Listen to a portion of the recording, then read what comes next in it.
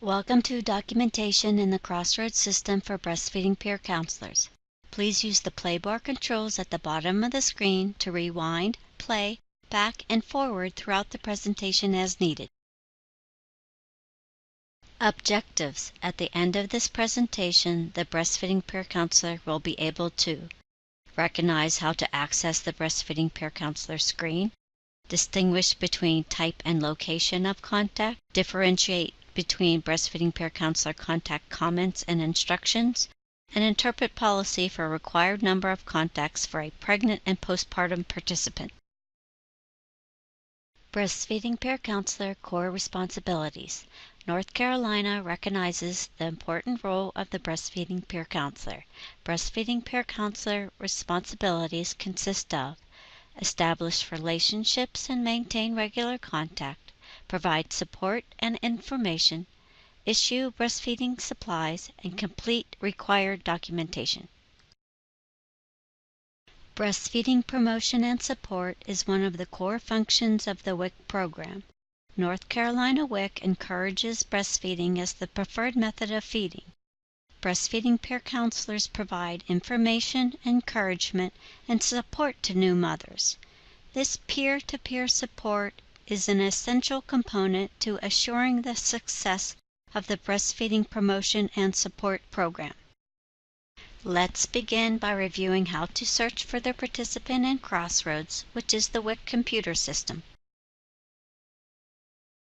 This is the home screen in Crossroads. Home screens may look different for different WIC staff persons based on their user roles. This user role currently viewed as the breastfeeding peer counselor role only. You will note that during this presentation, red boxes are used to highlight sections of the Crossroads screen that are being discussed.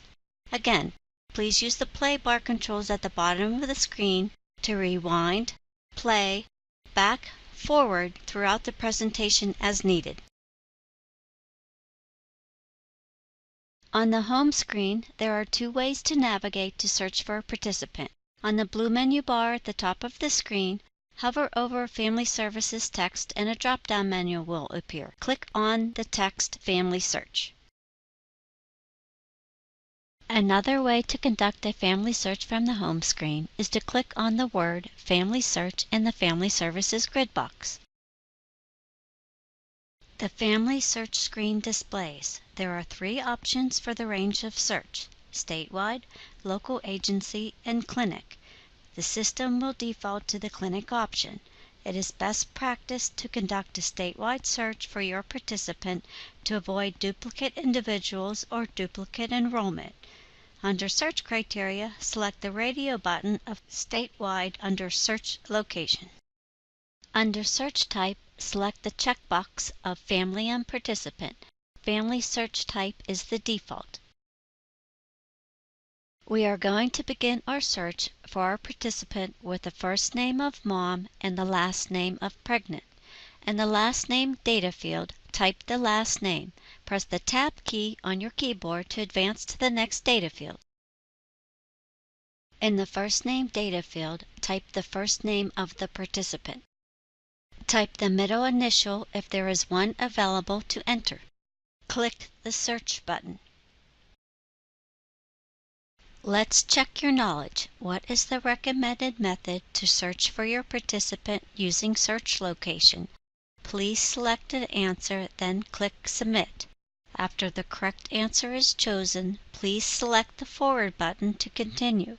If an incorrect answer is chosen, please select the Clear button and try again. The search results may return several names. The search results details a wealth of information about the participant, such as family and participant ID, last and first name, middle initial, date of birth, category, status, certification end date, and agency. Selecting family and participant for the search type can result in a participant's name being listed twice. It will list the name for the parent guardian 1 and all family members. If the parent guardian is also a participant, her name will be listed twice. Click on any pencil icon of the family member to open up the record. The first screen that displays is the family demographic screen. The Quick Links menu on the left-hand side of the screen is used to navigate to various functions related to the certification process and remains displayed regardless of what screen you are on. The General Information section of the Family Demographics displays parent-guardian information, current address, telephone numbers, voter registration, language read, and language spoken. Language read and language spoken default to English. If Spanish is selected as language read, then this is the language that notices will be generated. Let's review some important information about the Family Demographics page. The Parent Guardian 1 grid box details information about the participant, such as first name, middle initial, last name, and date of birth. Name changes and address changes are made on this screen. Let's review the steps to take when participant reports a change in name or address. The participant's first name, middle initial, last name, date of birth, gender, race, and ethnicity are all used to create a CNDS. What is a CNDS? CNDS stands for Common Name Database Services. Crossroads interfaces with the North Carolina Common Name Database Services. The CNDS provides individuals with a unique identifying number known as their participant ID in Crossroads. This number is used statewide by programs such as Medicaid, SNAP, or TANF. Name changes impact the linked participant ID with CNDS and should be managed according to procedures in the guidance document CNDS in Crossroads. If you have not been trained on these procedures, seek your manager's guidance on the proper steps to take when a participant reports a name change. When the participant is present in clinic and reports a change of name or address, the breastfeeding peer counselor must comply with the National Voter Registration Act of 1993. Reference to this policy can be found in the North Carolina WIC Program Manual, Chapter 6A, Section 7. The requirement to offer voter registration does not apply when the breastfeeding peer counselor contact is made by phone. However, if a name and/or address change is identified during a phone call, the breastfeeding peer counselor should enter a family alert. Please seek manager for guidance on how to use the family alerts. This will alert other staff to update the information and offer voter registration the next time the participant is in clinic. Breastfeeding promotion and support is a required benefit of the WIC program. Breastfeeding peer counselor mother-to-mother support services are an enhancement to this core WIC requirement. The breastfeeding peer counselor will provide services to women enrolled in the following situations: WIC participants enrolled in the breastfeeding peer counselor program, WIC participants who are interested in the breastfeeding peer counselor program, any WIC participant that has an occasional question. However, local agencies should not route all breastfeeding questions to the breastfeeding peer counselor, as it is expected that CPAs will address client questions. Breastfeeding peer counselor program letter of agreement. Let's refer to the WIC Program Manual, Chapter 9. When asking a participant to enter into an agreement by signing this form, they are agreeing to allow the breastfeeding peer counselor to help them be successful with breastfeeding. Each participant that is enrolled in the breastfeeding peer counselor program will receive these benefits, and these benefits should be explained to each participant before signing the document.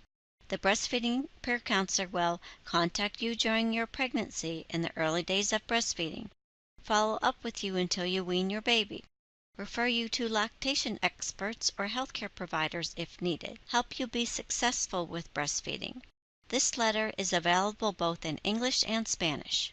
After a breastfeeding peer counselor program letter of agreement has been signed, let's review how to scan a document. It is best practice for breastfeeding peer counselors to scan documents in the Eco-Social Assessment section of the Quick Links. Click on Eco-Social Assessment. At the bottom of the page, click on Scan Document button. The Scan Document window displays. It is best practice to correctly label each scanned document with a title and date. Here, the Breastfeeding Peer Counselor letter of agreement and date are entered. Once the title has been properly labeled, click on the Scan Pages button.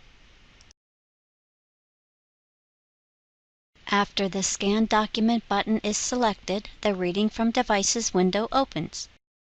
The Scan Document displays. Review the entire document has been scanned by using the scroll bar. Click the Save button to save the scanned document. After the scanned document has been saved, click the Save button again to save the page. If you navigate away from this page without saving, you will lose the document. Let's review how to view a scanned document to confirm Breastfeeding Peer Counselor enrollment. Breastfeeding Peer Counselors would view a scanned document to confirm it was saved or view at a later date to check status of enrollment into the program. We will continue to use the participant Mom Pregnant for this process. In the Quick Links menu, click on the text Scan Documents. The Scan Document screen lists all available scanned documents and will be displayed here. Click on the magnifying glass next to the document to view the information. Once the document displays, use the scroll bar to view the entire document. Click the Cancel button to exit out of the scanned document view. Breastfeeding Peer Counselor Prenatal Contacts. Let's review the WIC Program Manual, Chapter 9, Section 6 for required prenatal contacts. Initial contact within 30 days of enrollment is a required contact. Contact monthly thereafter until 2 weeks prior to expected delivery date, and then weekly until delivery is a recommended contact. Local agencies may require additional contacts. Please refer to your local agency breastfeeding policy. Breastfeeding Peer Counselor Postpartum Contacts. Let's review the WIC Program Manual, Chapter 9, Section 6 for the required breastfeeding postpartum contacts. Week 1 postpartum, 2 required contacts within the first week or 7 days after the date of birth. Week 2 postpartum, 1 required contact. Week 3 postpartum, 1 required contact. Week 4 postpartum, 1 required contact. Any additional contacts after 4 weeks are considered follow-up contacts. Determining date of contact. Our participant was unique in that she enrolled late in her pregnancy and was seen on the same day that she signed the letter of agreement. This counted as her initial prenatal visit, which occurred on January 7, 2016. This meets policy requirement for initial prenatal contact. Since our participant EDD is February 9, 2016, let's determine the next recommended contact frequency. This recommended contact is very useful to the Breastfeeding Peer Counselor in determining when the baby is born. Looking at a calendar, the contact could occur on January 26, 2016, which would be 2 weeks prior to delivery date. Due to this client's late enrollment into the program, it is not possible to provide a recommended monthly contact. However, it is possible to provide a weekly contact. This would occur between February 2nd through February 8th, 2016, because her EDD is February 9th, 2016.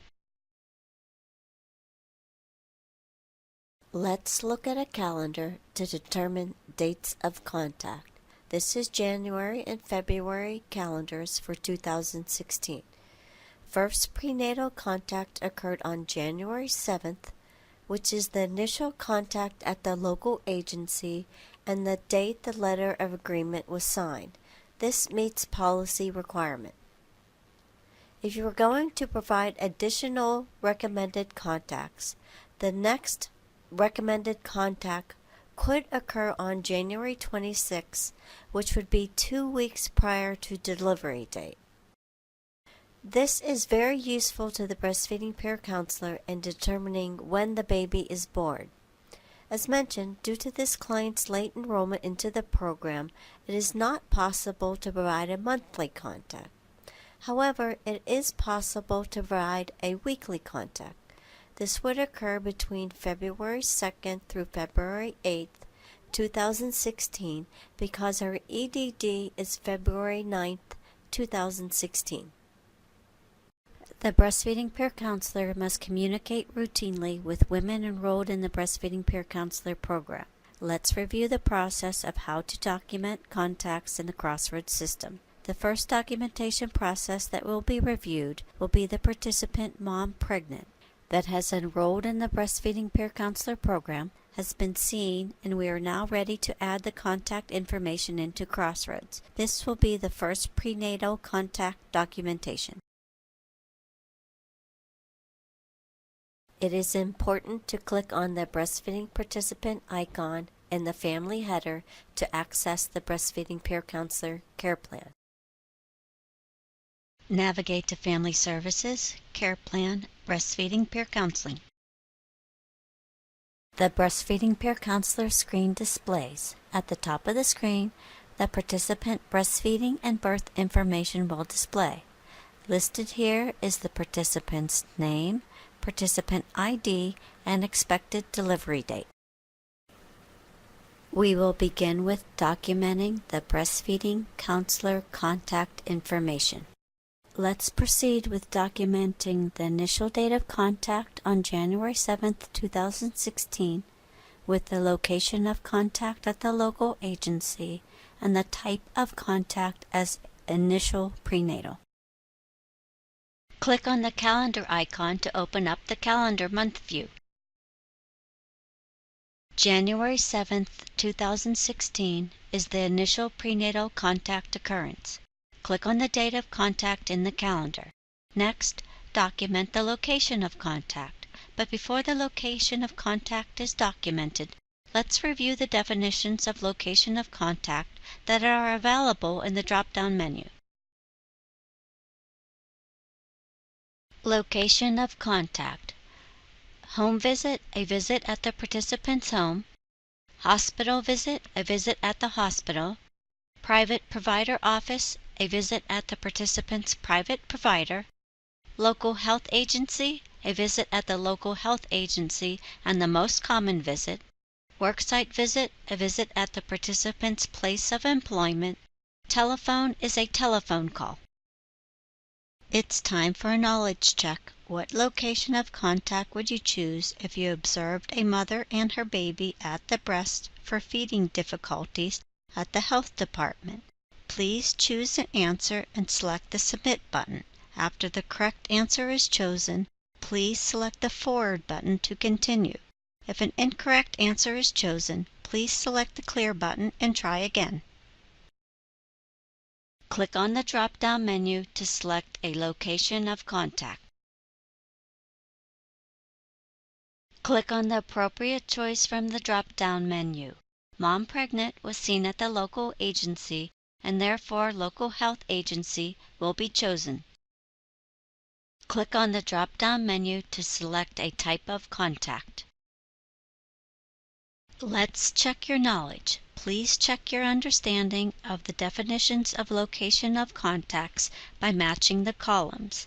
On the left-hand side, match the definitions of location to the correct contact type. Click on the drop-down field and highlight your answer. When you are done, select the Submit button. If an incorrect answer is chosen, please select the Clear button and try again.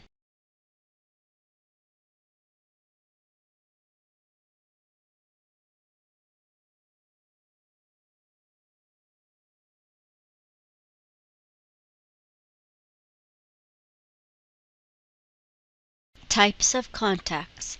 Let's review the definitions of types of contacts that are available in the drop-down fields in Crossroads, and when to use the required contacts versus when to use follow-up and attempt. Initial prenatal, week 1, week 2, week 3, week 4 postpartum contacts are all required contacts and are used when required by policy. Follow-up contact is any other contact that is not required. Attempt only used when attempting to reach the participant and the participant is unavailable by phone. Please remember that a follow-up contact is any other contact that is not required. If the contact was completed by phone, then you would choose the required contact type from the list and choose telephone as the location of contact. Please note, choose follow-up contact for all contacts that are not required and choose attempt when trying to complete a required contact. It's time for a knowledge check. If a pregnant woman has already received a contact within 30 days of enrollment and the breastfeeding peer counselor spoke with her on the telephone 2 weeks prior to her due date, what type and location of contact would you document? Please answer the following question and select Submit. If an incorrect answer is selected, please click Clear and try again. Select the appropriate choice from the drop-down menu, which is Initial Prenatal. To enter breastfeeding topics discussed, click on the arrow to open up the contents of the slider box. Double-click a selection in the breastfeeding topics discussed to move it from the source list to the destination list. Continue to enter all topics discussed by double-clicking the item.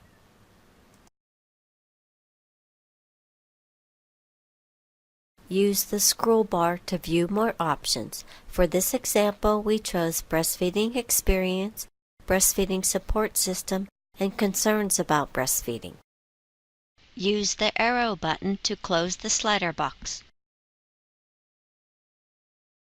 To view the list of educational materials provided, click on the arrow to open up the contents of the slider box.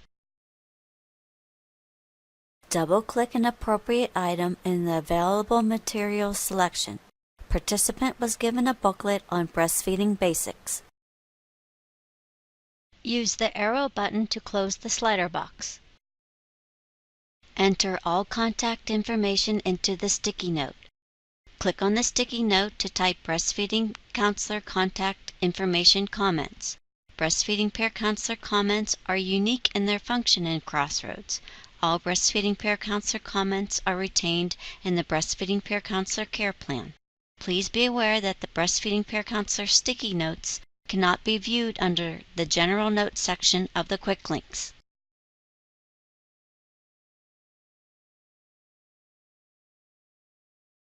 The Breastfeeding Counselor Contact Information Comment section is the area to record information about the visit or phone conversation.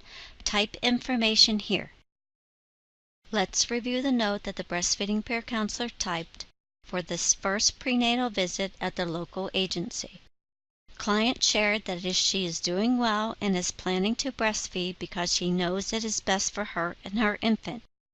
Client explained that her spouse is supportive of breastfeeding. Breastfeeding Peer Counselor shared with the client information about the Breastfeeding Peer Counselor program and the benefits of breastfeeding. Client reports that she has no concerns at this time. The Breastfeeding Peer Counselor gave the client information on how to reach the Breastfeeding Peer Counselor if any questions arise. The client is in agreement to be contacted by the Breastfeeding Peer Counselor during and after her pregnancy to provide breastfeeding support. After the note is typed, use the Minimize button or the Escape button on your keyboard to save and exit out of the comment box. After the note is typed, the letters AB indicate data in the sticky note. Information can be added at this time. Click on the sticky note to view the data and add additional information if needed. Once the Save button is clicked, the sticky note can no longer be edited, but an additional note can be added. Next, we need to add instructions regarding breastfeeding. Use the scroll bar to view information at the bottom of the page.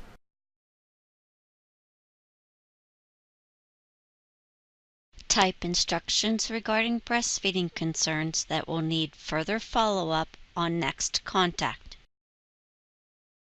Follow up in 1 month about breastfeeding concerns. Click on the Save button to save the screen. It's time for another knowledge check. Breastfeeding Peer Counselor Care Plan comments should be typed in the free form section of the sticky note field. What area of the Breastfeeding Peer Counselor Care Plan screen should contain information on instructions for follow-up? Please answer the following question and then select Submit. If an incorrect answer is chosen, please select the Clear button and try again. Documentation for a telephone attempt. It was mentioned earlier that it is recommended to contact 2 weeks prior to estimated delivery date. Let's review this process. If you remember from the calendar reviewed earlier, for this participant, a contact was attempted on January 26th. A telephone attempt was made, but the participant was unavailable by phone. Let's review the process of documentation of a telephone attempt. Only one attempt will be shown, but the same process would occur if a second telephone contact was attempted. If this was a required contact, 2 attempts within the contact time frame to reach the participant by phone is equal to a contact.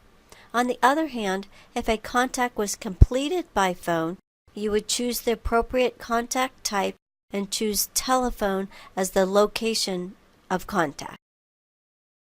Select the date of contact from the calendar month view, which is January 26, 2016.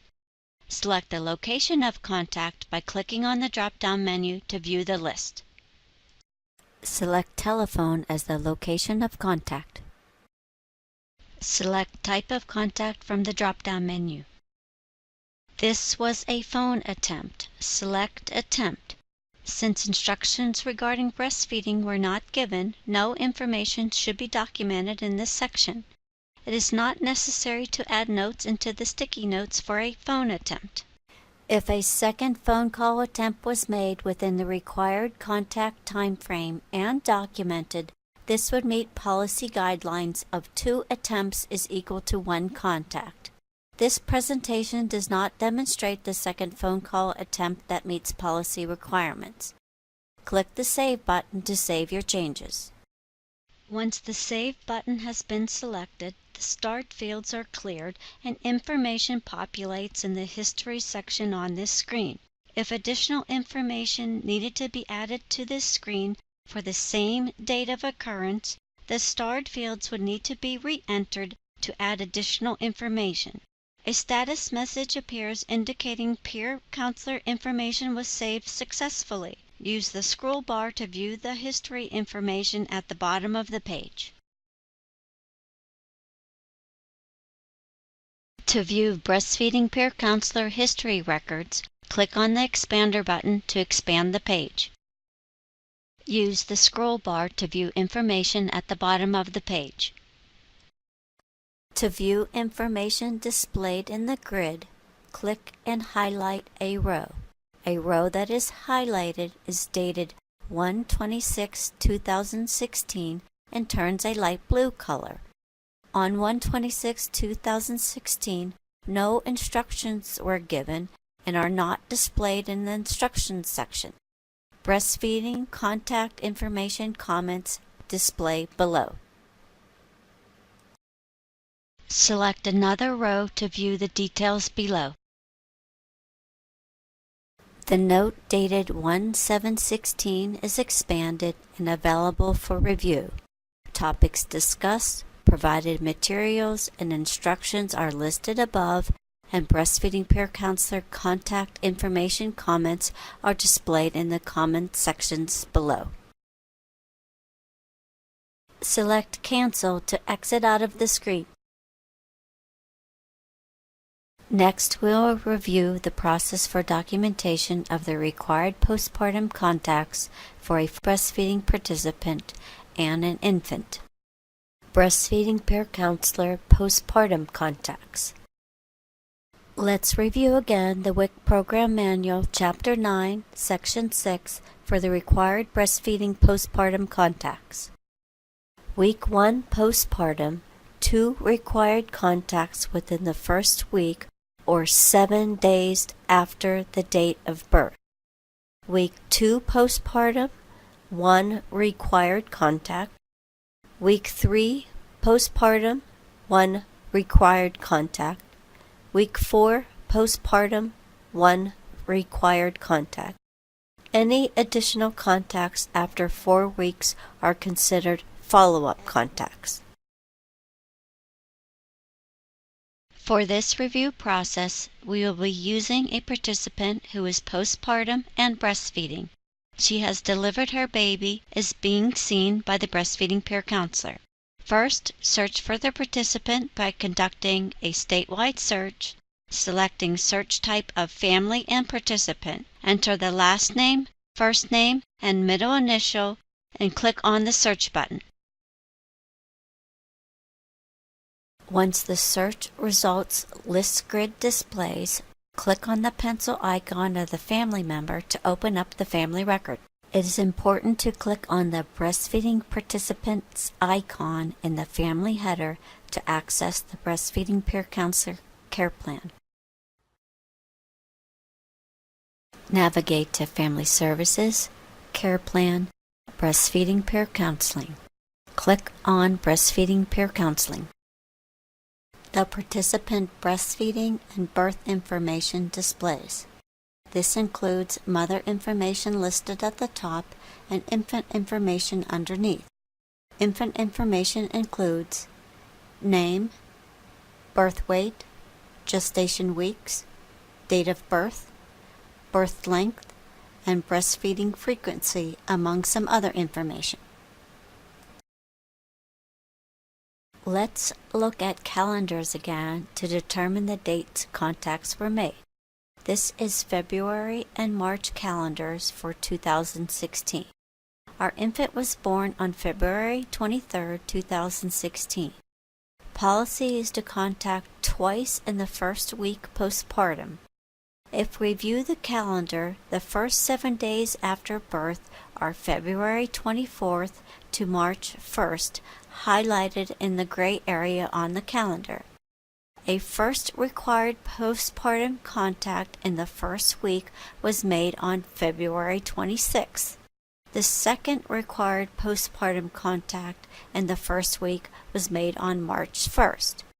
Both of these contacts meet policy requirements of 2 contacts in the first week or 7 days after the date of birth. If contact is made on the date of birth, this meets policy requirements for first week postpartum. Let's review the calendar again to determine the second week that a required contact should occur. The second week postpartum contact needs to occur between March 2nd through March 8th, which is highlighted in green on the calendar. A contact was made on March 8th, which meets policy requirements. The third week postpartum contact needs to occur between March 9th to March 15th, which is highlighted in blue on the calendar. A contact was made on March 11th, which meets policy requirements. The fourth week postpartum contact needs to occur between March 16th to March 22nd, which is highlighted in pastel orange on the calendar. A contact was made on March 17th, which meets policy requirements. This calendar represents policy requirements for all weeks post-delivery, in addition to a recommended contact. Let's recap policy requirements for contacts made post-delivery. First week postpartum contacts occurred on February 26th and March 1st, highlighted in gray. The second week postpartum contact occurred on March 8th, which is highlighted in green. The third week postpartum contact occurred on March 11th, which is highlighted in blue. The fourth week postpartum contact occurred on March 17th, which is highlighted in pastel orange. A recommended contact was made 1 month post-delivery on March 31st, which is highlighted in red. It's time for another knowledge check. What type of contact would you document if you made a second call to a mom during the second week post-delivery and you spoke with her about breastfeeding experience on the telephone? Please select an answer and submit. If an incorrect answer is selected, select Clear and try again. Let's review required and recommended contact documentation in the Breastfeeding Peer Counselor history records. Use the scroll bar to see information at the bottom of the page. Highlight each row to view the comment section. On 1/7/2016, we had an initial prenatal contact at the local health agency.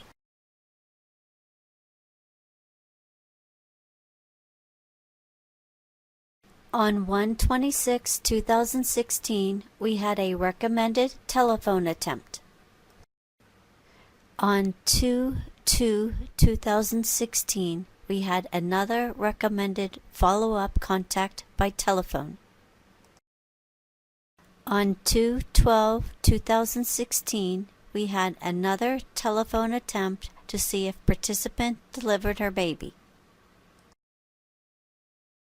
On 2/26/2016, we had a required week 1 postpartum contact at the local health agency.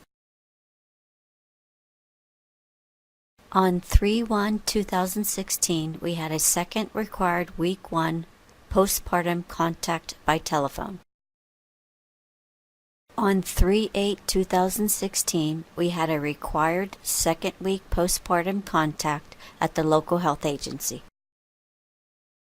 On 3/11/2016, we had a required week 3 postpartum contact at the local health agency.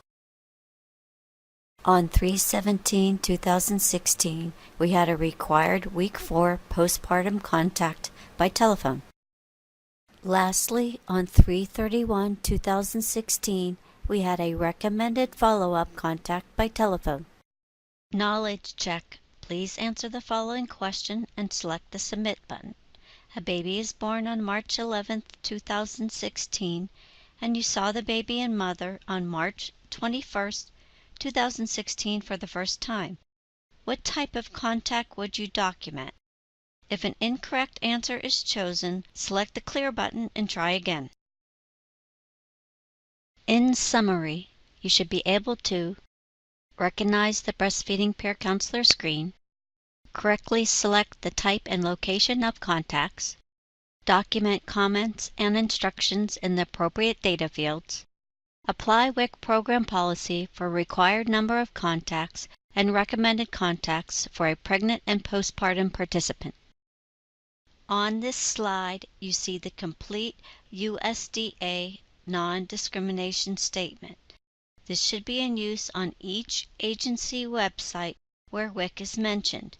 Please refer to the WIC Program Manual, Chapter 4, Civil Rights for additional information.